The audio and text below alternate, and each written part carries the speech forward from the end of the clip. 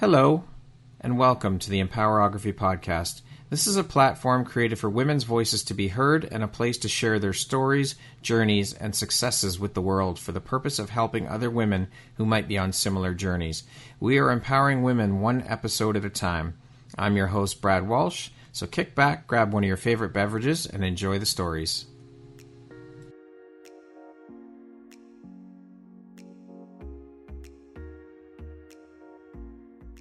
What if I told you the only thing standing between you and your next big opportunity is your voice?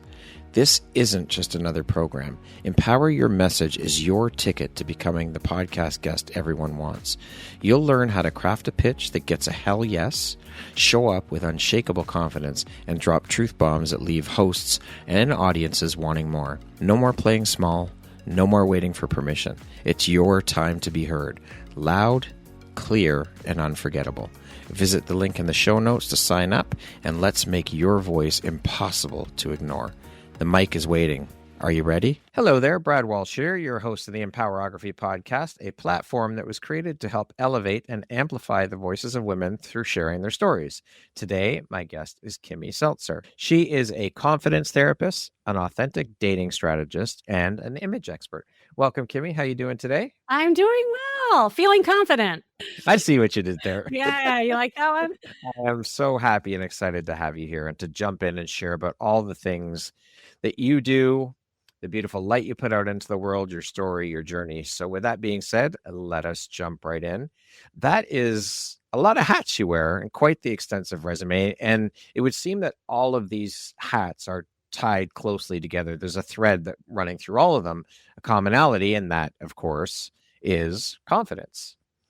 So I want to dive into and start speaking first about your journey into the work you do as a confidence therapist. And so I guess I'll start by asking, what inspired you to, or what was the catalyst moment for you that led you to doing the work as a confidence therapist?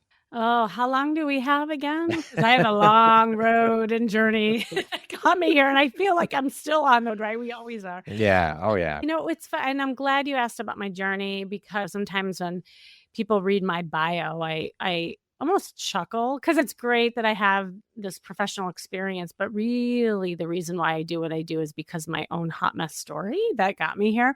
We are always our own best teachers, right? And even though I'm a trained therapist and I've helped people for many years before I got into this, it wasn't until my own story happened that I really understood it, I got it, and I became passionate about it. I'll try to make a kind of condensed version of the story, Sure. but it does relate to what we're going to be talking about today. So I am a good girl from Chicago. I was born and raised there, and I had a very traditional life. Like I practiced as a therapist for many years. I had the family, couple kids, the dog, the picket fence, the husband. I still have the kids, by the way. You see where the story is going. Yes. And everything was going as planned. I don't know if you know anything about the Midwest, but it's this very kind of traditional type of setting. And I really thought that's what my life was going to be until one day we as a family, we all pick up and we move across the country to La Land. That's where I am now, Los Angeles. And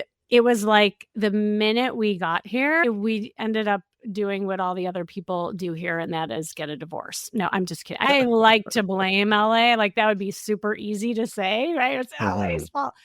But I would have been here anyway. I think it just sped up the process. And the reality was there I was all alone in this new place, not knowing what to do with my new life.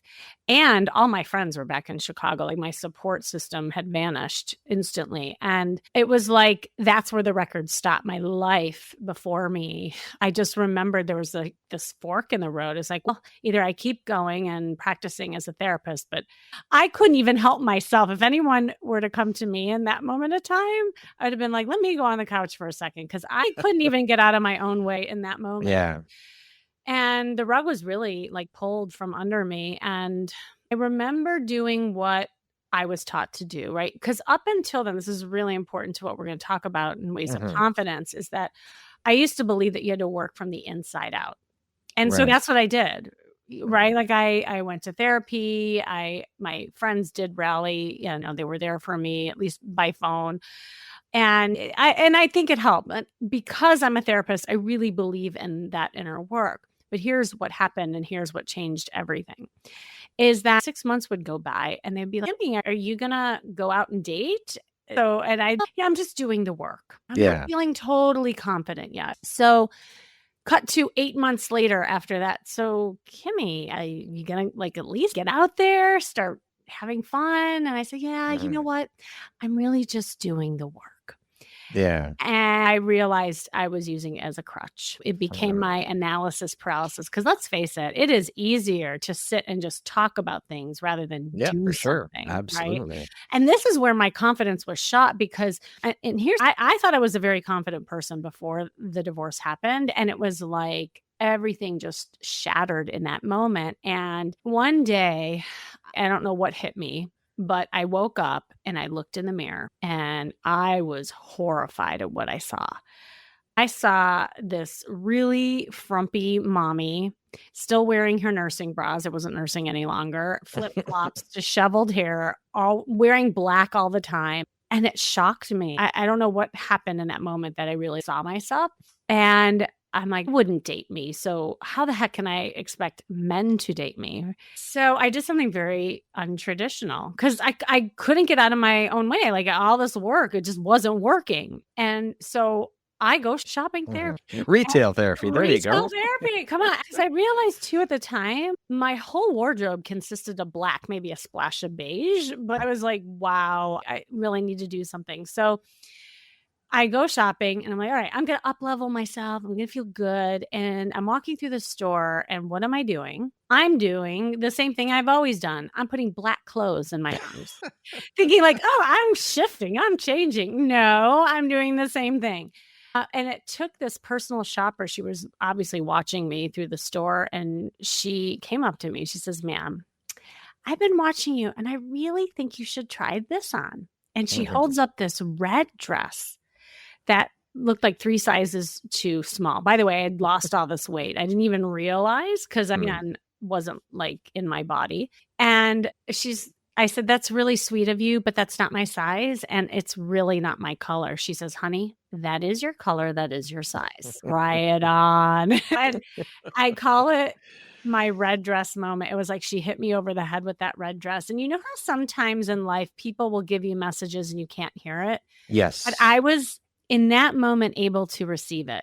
And it depends on the messenger. It really does. It really does. And who knew? And whether you're ready to receive it. Yeah. And who knew like a personal shopper would be my fairy godmother? Messenger. Yeah.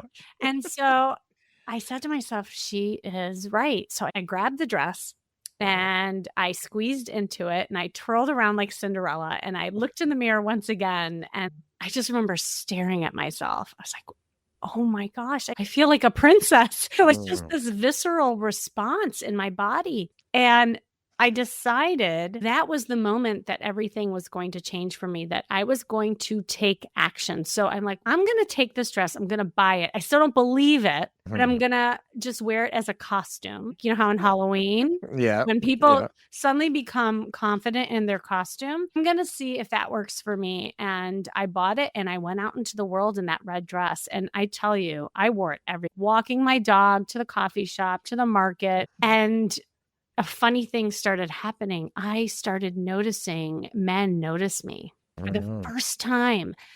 And the kicker was I didn't even like it. Like I thought I would love the attention. And I realized, oh my gosh, this whole time I've been wearing black clothes as a cloak to keep me invisible from you men.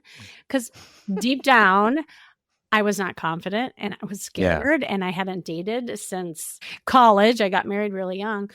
So that was what hit me. There is a symbiotic relationship between the outer and the inner when it comes to confidence, that it is not just an inside job.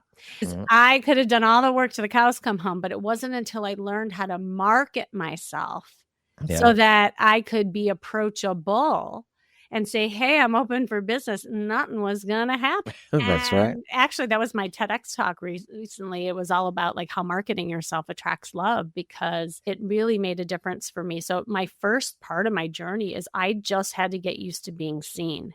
And then from there, obviously I do what I do, but it just shows you Mhm. the very thing that I feared became my superpower.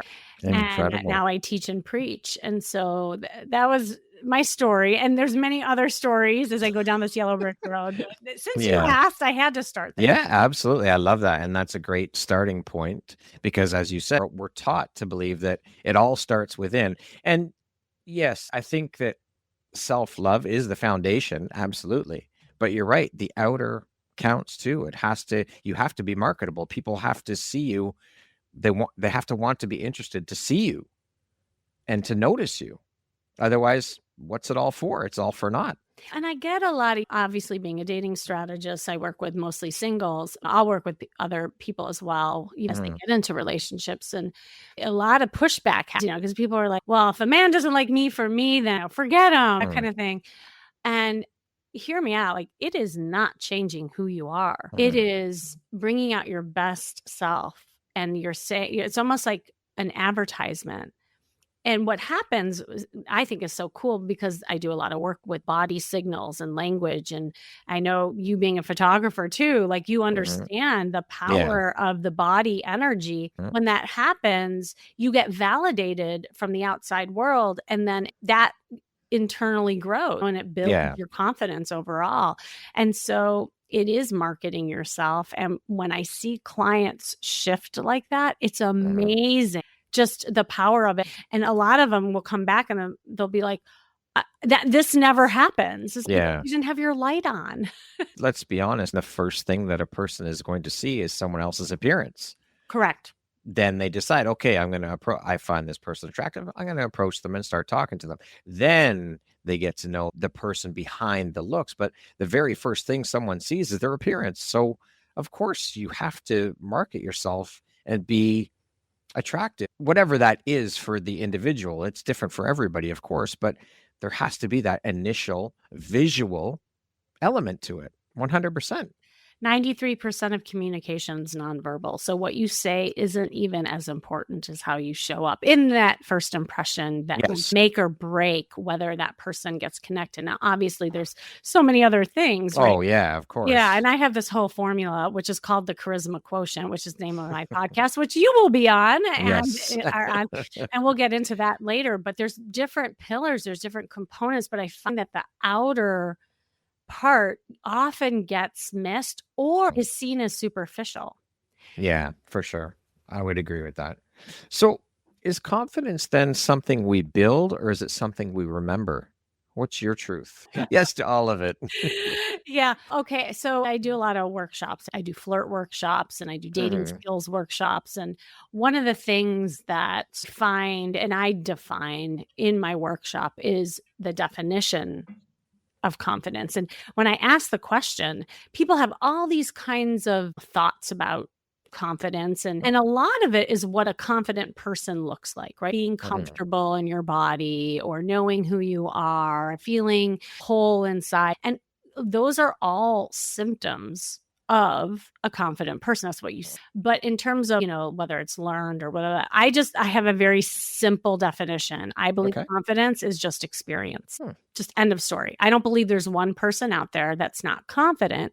It's just that there may be an area that they either lacked positive exposure to or experience in. So it's like when somebody first starts their job, like nobody's confident really, but you go your first day and you learn it. And then how do you get more confident? You do it over and over and over again, right? Yeah. Until you can do it with your eyes closed. Dating, flirting, everything is no different. It's a skill that gets built. And when that skill is built over time, then your confidence goes up because you feel that's who you are. And it's funny, like even people, and I know we'll talk about about a lot of women don't feel empowered or not feeling good enough.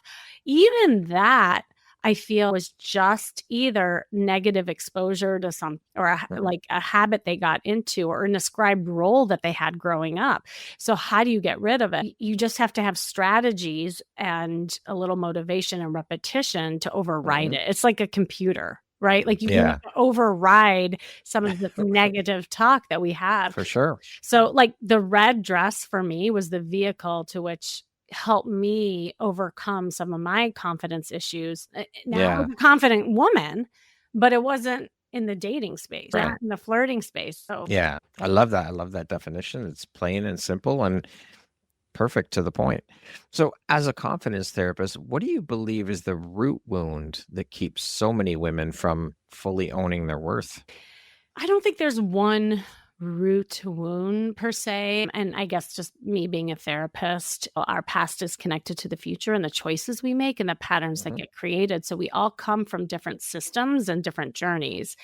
So for instance, if you've had a parent who was constantly telling you, do better, you're not good enough, then that's the ascribed script that person might carry on and will then pick people who actually replicate that same feeling. I work with a lot of caretakers and over caretakers, as I call them. And so much so that they're people pleasers or they feel selfish, leading with what they need or feel. And then they attract upsided relationships, such as takers, narcissists, fixer-uppers, you name it, same person, different costume, right? And they're like, I don't understand. Why do I keep seeing these people over and over again? I said, well, you're going to keep seeing them over and over again until you shift because we can't change the people. All That's we right. can do is change something about you, what you're leading with to get a different result. And what I find is that, and this is what's interesting about confidence, somewhere along the line, that person got really good at being the caretaker. And so that's where their confidence lives. So that's where they lead when they're meeting people. If Yeah, that makes sense. for sure. Yeah, absolutely. So that, and it's interesting. I'm like, you're just really good at being a caretaker, but you're so much more. And a lot of times people feel like, but that's all their identity is. That's their self-worth is being the caretaker. Yeah. So it's just helping people figure out there's a lot of things that you're amazing at and that you're good at. Not just this one thing. Yeah. Yes, you're excellent at it, but there's more to you than just that. Exactly. Can I share a quick story? Yeah, of course. Just because I love talking in stories because I think it highlights what we're talking about. The most profound, I think, woman that I worked with, this was years ago, and talk about confidence. I mean, she hadn't dated in 25 years. Like, she got a divorce. She just worked, raised the kids, gained a ton of weight, not feeling good about herself. She had been in a relationship with a narcissist, and she just, by the time she called me, she's like, I'm pretty much have given up, but I have a glimmer of hope. And I said, I'm so glad your glimmer got us on a call because yes, I can help you. And so I do different things. I do virtual stuff, but I do a lot of retreats and wing gal sessions and shopping sprees. Cause again, like, I like helping people in action because that's where I feel like people really learn. So she came to LA and she did an intensive with me first. And we did a lot of talking, and I could see just how much she was giving her power away, like apologizing constantly as we were talking. But what really was amazing to me is that the first thing I do with people is shop before we do anything else. Of course, because I start from the outside in, right? And we're walking towards the department store, and all of a sudden she stops in her tracks and she looks at the big doors and she just starts bawling her eyes out. And I'm like, what's up? And she's like, I didn't tell you something. I said, what's that? And she said, I cover my mirrors at home and I haven't looked at myself in like 15 years. Wow.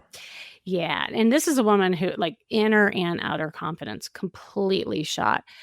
And I said, I'm so glad you told me this. And I gave her a big hug. Now, as a therapist, maybe I would have sat her down and did some cognitive therapy and worked on her body image, but that's not what she needed. She needed to see herself differently.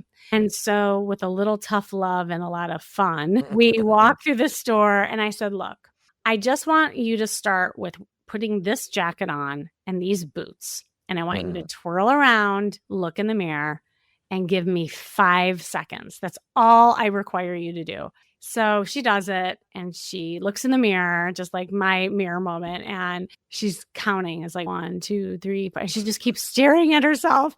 And it goes beyond the 5 seconds and just tears start dripping down her face again. But it was tears of joy. And she says, Kimmy, I have never seen myself so beautiful. before this moment. Wow. And then I'm crying, like we're hugging. And then I created a monster because it was like this huge breakthrough. And we For started sure. skipping through the store and we were grabbing all the clothes. She was getting dressed with the door open. I mean, this is a woman who was so painfully shy. It was beautiful to watch. And we did a photo shoot and just to see herself and feel like that. And then we put that picture on her profile and she just learned how to date up a storm. A lot of people who date in the second act, which is my specialty, they've never really dated. They got in 1 or 2 relationships, but just dated. Yeah. She was just having so much fun learning how to flirt and all that. And eventually she landed this great guy who was not a narcissist and she broke the mold. Amazing. That's incredible.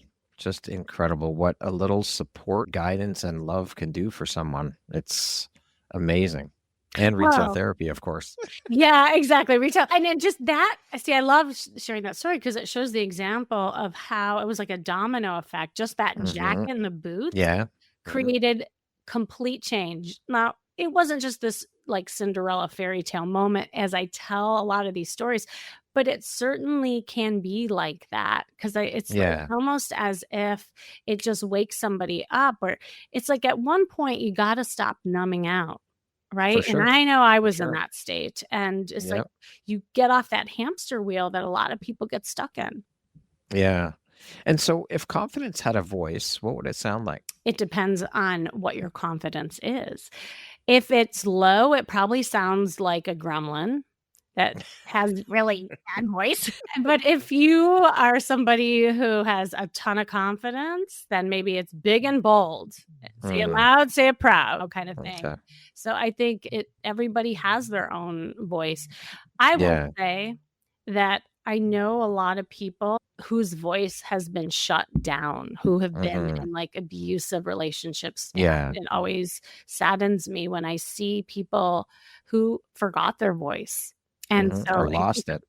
Lost it. And so it's so quiet that it's even just starting with a squeak, like a mouse. And it just, again, and that just depends on the person. Yeah. And so what is one piece of confidence advice that when you hear it makes you cringe, and what would you replace it with? You know what I hear all the time, and it's very, I guess, it's become almost this like common word that people throw around. Oh, just be more confident. If you knew how to do that, then you would be struggling with the. Yeah, I think that's why it gets overwhelming. It's even like when people throw out the word dating, like just go out and date or just be confident. When you shoot yourself so high with these big lofty goals and you don't know what that looks like, that's when people shut down and give up or don't put themselves out there. So I really like breaking things down in tangible ways and measurable ways that people can do that build the confidence over time. So I'd much rather you to just start with, we'll go to the grocery store and smile at 5 people or buy a red dress, then go out and be confident. It's baby steps, right? Little by little. You get there. It just takes the time, and you got to be willing to put in the time and do the work. 100%. I was talking to this woman who I'm working with, and I said, while you're under my watch for the next 3 months, you're not allowed to get a boyfriend. And she was horrified. She's like, but that's my goal. I said, I know that's your goal, but that's also what's keeping you stuck because you keep vetting these guys and you're vetting so hard that you're losing the moment. You're losing the connection. You're losing what's important. You're focusing too hard on the end goal. 100%. Focusing on the journey of getting there. Yes. And she is an athlete. So I told her this. I said, look, imagine you're running a marathon and the finish line is the boyfriend or soulmate or whatever. Yeah.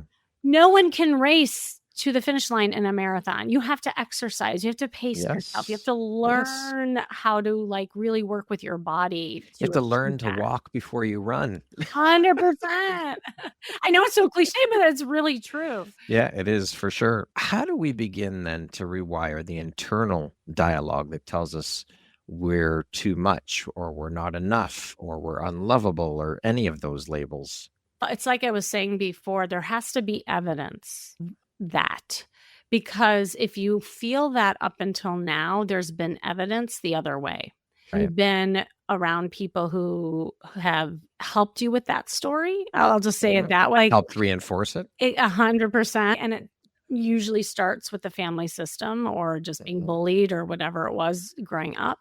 So an only way to override it and rewire it is a couple of things. One is hire me. No, I'm just kidding.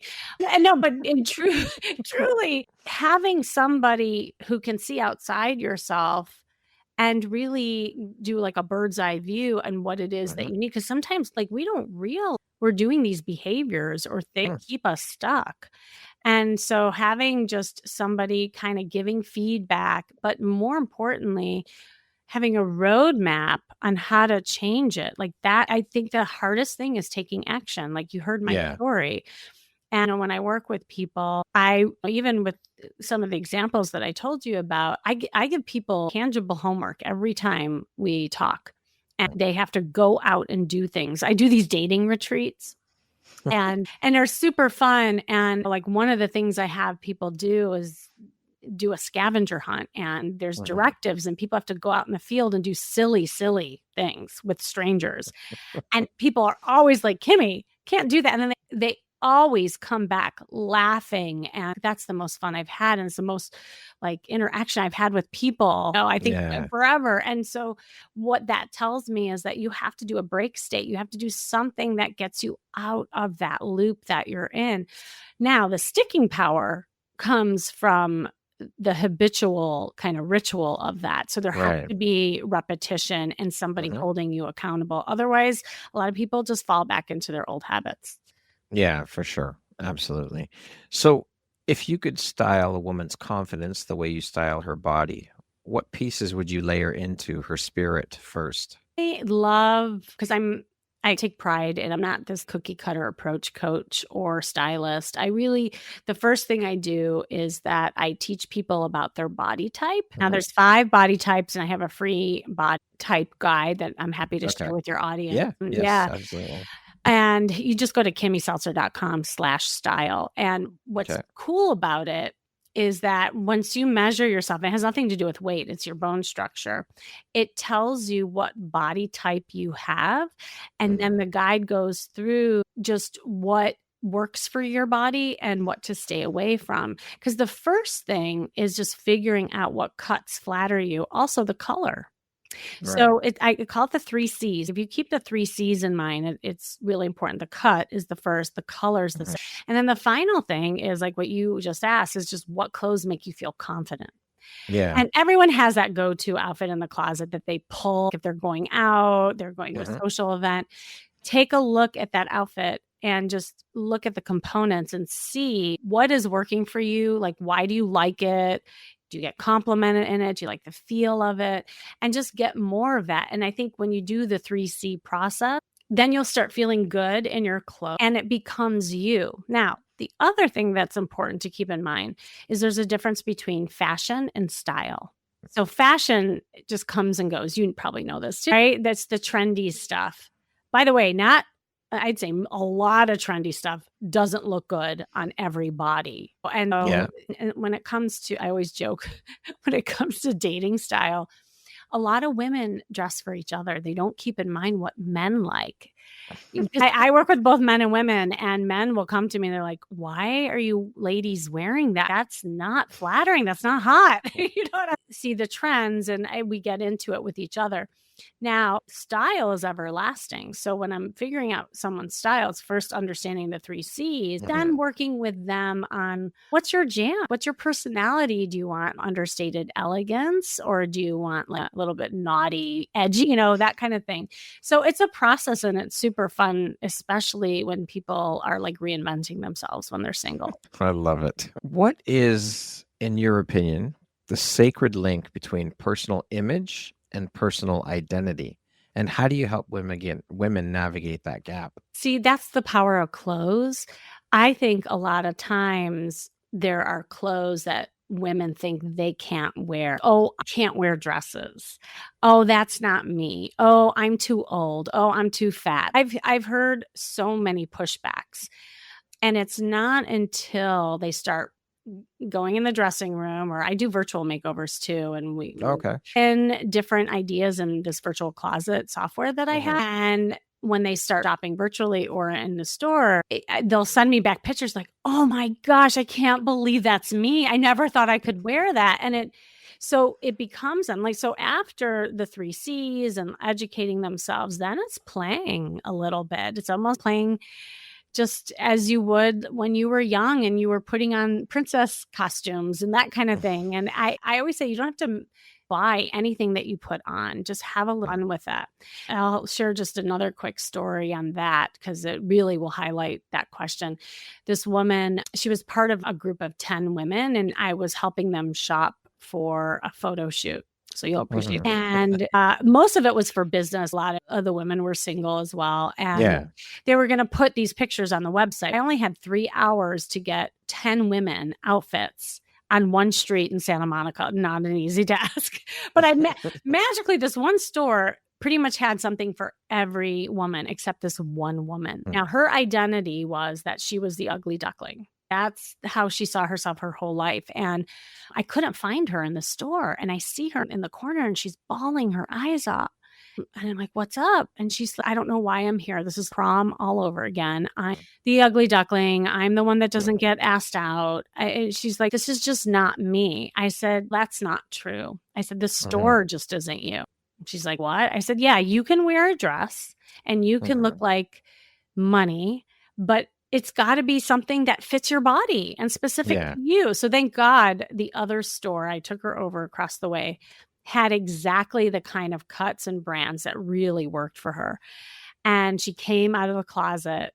Again, I show this picture a lot, the before and afters in my workshop. And she's like, oh my gosh, I never thought I could be this like feminine woman. How she saw herself as her image and her brand before was vastly different once I showed her a way to do that. And it synthesized because then her business grew. It was her red dress moment. It was her red, even though it was like, it doesn't matter what color it is. No. Yes, it's always the red dress moment. Even with men, I call it the blue shirt moment. It's the time that something just shakes you up, wakes you up. Yeah, it's that awakening moment for sure. What do you say to the woman who says, I'm just not stylish? What's the deeper story there?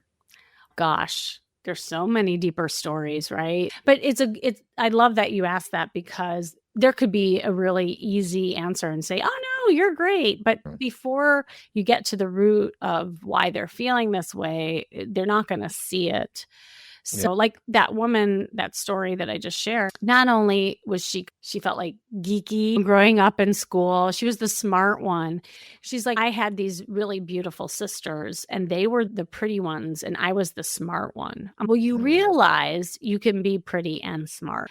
Right. So that voice was so loud that just the way she saw herself was really difficult until it's shocking to her to see something different and does make a difference. And I've worked with other women who told me that like their parents didn't allow them to dress sexy or too sexy. Good girls don't do that. Yeah. And these are just pre-programmed things. Often. All the conditioning for sure.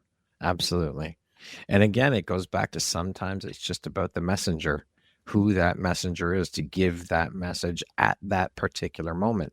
And it resonates, it hits for whatever reason, it just strikes so hard and hits home and resonates. Exactly. I know. because I'm always sharing with lady like what men find sexy. And then I'll have like retreats or I do co-ed stuff. And then the guys will say the exact same thing that I just did. And they're like, Kimmy, I guess Kimmy's right. I'm like, I told you guys. Of course I'm right. What are you thinking? Right. But it's not, to your point, not till you hear from like a different messenger in the horse's mouth, in this case, that it just lands differently. Yeah, absolutely. Now, you call yourself an authentic dating strategist. What does authenticity look like in dating culture driven by filters, fear, performance, all of those things? Another buzzword, right? Oh, just be authentic, be vulnerable, be calm. Like that's just these are just be these things. Just be these things, and you'll be fine. I do take pride being a Chicago girl, I have to say, because I felt like I got that real authentic type of interaction with people. That's just how I grew up. But authenticity is really, I think, understanding who you are and how you want to be. I think, especially with like over caretakers. There's this thing that I call shape shifting, where a lot of people shape shift into what others want of them, or they know they want of them. And what happens is, especially in the beginning of a relationship or a dating experience, when you do that in the beginning, that's what shapes the rest of the relationship. So you're teaching that person to then they're the focus, and then your needs are last. I actually have a whole workshop on authentic dating. And we talk about vulnerability and how to express yourself and what does that look like on a first date. It's not TMI and going on a first date and saying, let me tell you about my relationship with my mother. It's not that. But people have a hard time, especially another, I would say, type of people that I work with, very common, highly successful, achievement-oriented type of people who are a little bit more left brain and analytical and overthink in nature. So they get in their heads, they're too outcome driven. So they have a really hard time just being in the moment, being silly, being playful, and being more emotive. So when you learn to be more emotive, that's what makes people feel authentic. You notice, even in this interview, I'm throwing myself under the bus all the time, but also talking in ways of story and how it feels because at the end of this interview, most people are going to remember the stories that I shared on here, not the facts, right? And it's just like a date. People want to move on with people they feel something with, not just based on what they know. Absolutely agreed. 100%. What is one of the biggest lies that women have been told about love and how it's keeping them from true connection, would you say? That's a very esoteric question, Brett. That's like when somebody asks, what are you looking for in a relationship? I always tell people, do not ask that question on a first date. Not on a first date, no. No.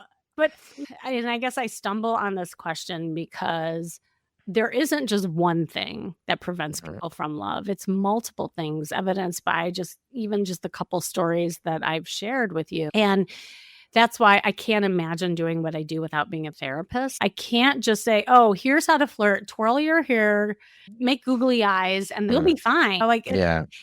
There's so much. So I will talk just a little bit. The Charisma Quotient is basically broken down into 3 pillars.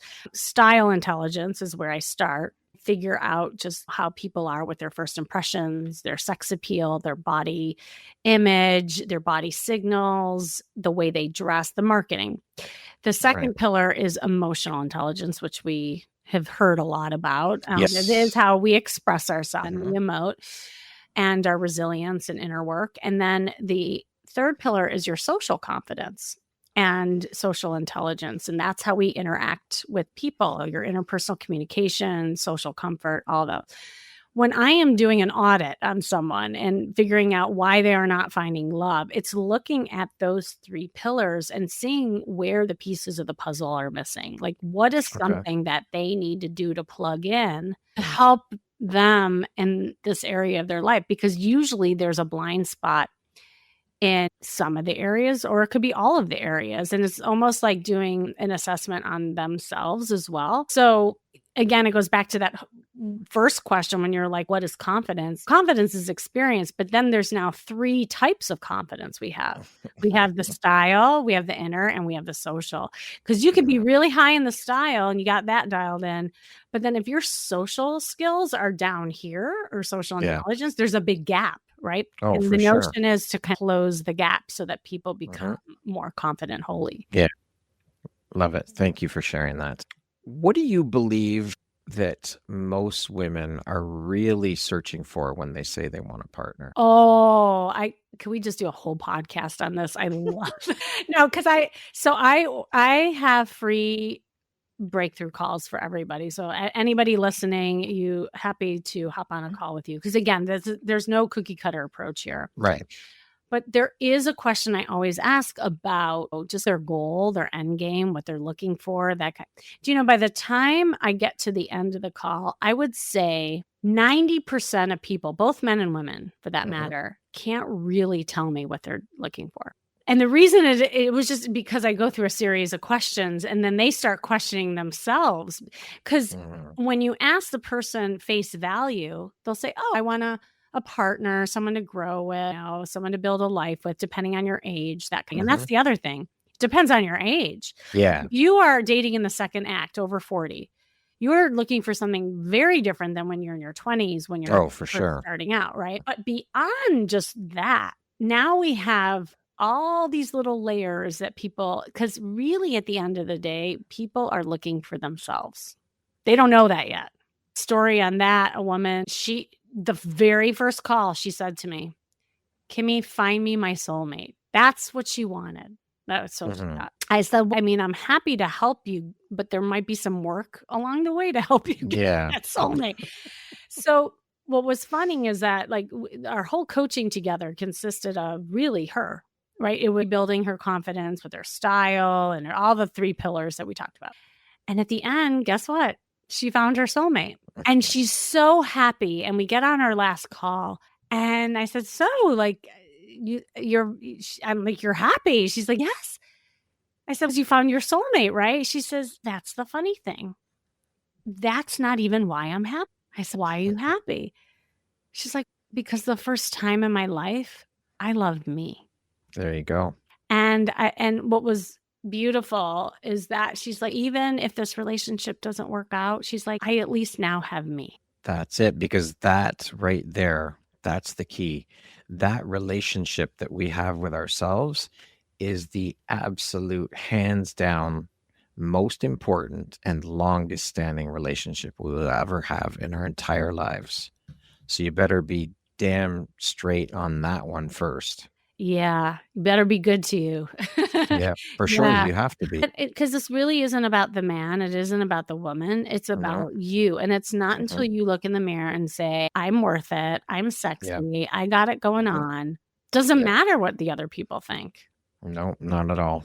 Not at all. Your opinion is what matters most, first and foremost. If your life and work were distilled into one message for the next generation of women, what would that message be? I would just say, just do it. I know it sounds just like Nike says. I just think so many people hold themselves back in fear of that or thinking, and you could replace the dot with anything. I'm too old. There's no good men out there. Blah, blah. There's all these things. But when you focus on the action and the skill rather than the end goal, that's when things start shaking and moving, and you do and will feel the difference. Love it. What is a belief that you used to hold about love, image, or confidence that you now know was complete bullshit? It was what I said in the beginning. I really believed that you had to work from the inside out. I thought the outside kind of superficial, something that was on the sidelines. And it wasn't until the red dress moment when I flipped the script. And I think it is so important. I don't think it's talked about enough. I think there's almost shame in embracing. It's interesting because and you know this too, like seeing in photos, there's photoshops and social media. Everyone's trying to paint a perfect picture. Yet at the same time, we're talking about, it's just about being a good person and authenticity and vulnerability and love. It's both, okay? It's not an either or. It's not a black and white thing. It's an and. And when you start looking at both, that's when I feel like people feel more whole and confident overall. If you could whisper one sacred truth to every woman listening who feels invisible, unloved, or unworthy, what would you say? I would say just come out to play. A lot of times she's in there, as I say, like when I have people tell their stories, there's usually a time in their lives when they did feel like that princess, when they did feel like a queen, they did feel like a magnet. And often as trauma happens, as age happens, as body stuff start happening, all of those things, it can shut a woman down. And again, it really is just starting simple and saying, what if that person who you used to be just came out to play without any intention of an outcome, without any of that? I always like sharing the definition of flirting because I think flirting is a beautiful place to start, and it's something I'm passionate about. When you look in the dictionary, it's fascinating. It says to behave as though you are attracted to someone without the serious intention of an outcome. And I love that because that's why everybody shuts down, because everyone's worried about what's next. Like, I don't know how to do it. I feel weird. I don't want to flirt with someone I'm not interested in. But flirting is none of that. So the more we just focus on play and being present and just creating this like charisma, which is the crust of everything, as you heard, that's when things become more positive and you can override. That's when the magic happens. It is. You can override all of that negativity. For sure. I love that. What do you think your unique skill set or superpower is that's helped you become successful? I've been a caretaker too. And I've learned how to not be such an over caretaker, but I've always loved people from the time I was little. I was a camp counselor. I always enjoyed it. I also have an improv background. So I always warn people, if you're working with me, I may make you get a little goofy. And we play a lot of games. In my retreats, we always do improv and connection. I just think all of that helps people build connection and confidence and charisma, because I believe that I've learned how to incorporate that in my own life, and I just share that with others. I love it. Now, speaking of success, how do you define that word? What does success mean to you? Success lies within the person. Again, it's not just this black and white definition. Like, I've worked with people who found success just learning how to date. I've worked with people who found success by landing a boyfriend and a husband. Some people had success just wearing a dress for the first time in their whole life. So it's something that maybe feels hard that you end up achieving that makes you feel good overall. And and again, it could be as big as the husband or bigger picture, or as small as the red dress. Yeah. It's red dress. There it is again. There it is. What does the word empowerment mean to you, Kimmy? Ooh, I'm going to ask you this on mine too. Yeah, empowerment is, I think, and for women, I think it's really important to have that kind of definition and have clarity around it, because sometimes people think empowerment is being like too assertive or being in the masculine and being able to be independent and taking care of themselves. And those are all important, but I think it's swung so far to the other side that then there's this notion where there's no room for anybody else in their life, including a man. And so my next workshop is on masculine and feminine, energy, because I think there's been such a polarity. So to me, empowerment is something where you feel that you can just be visible without shame, where you can feel like you have the confidence to move forward. Excuse me. And that all of those things, again, are different for different people, because we all have our journey and what we have to define as what empowerment is. For sure. So again, I think it's personal. Yeah, for sure. I would agree with that. We're going to jump into a little rapid fire section. So the next grouping of questions just be 1, 2, 3 word answer type thing. Okay. Okay. How would you describe yourself in one word? Fun. What is your favorite self-care practice? Exercise. If you could teach the world one thing, what would it be? Confidence. What is one thing you want but cannot buy with money? Love. If you could be remembered for one thing, what would it be? Connection. What is one thing you love about yourself that is not related to your physical appearance? Empathic. What is the one word that defines the woman you're becoming? Ooh, you stumped me. Just one word. That's hard to come up with a word. Wait, ask that one more time. What is one word that defines the woman you are becoming? I don't know. You know why it stumps me? Because I just feel like we're constantly growing. And then I get all these like words in my head of the things that I'm becoming, because I don't think that we ever stop growing. So the word that came to me was like this growth, growth period of knowledge and just like becoming who I am. But there's so many layers to that. I don't know. I've enjoyed the journey, even though there's been a lot of hardship, but we always grow from the adversity too. For sure.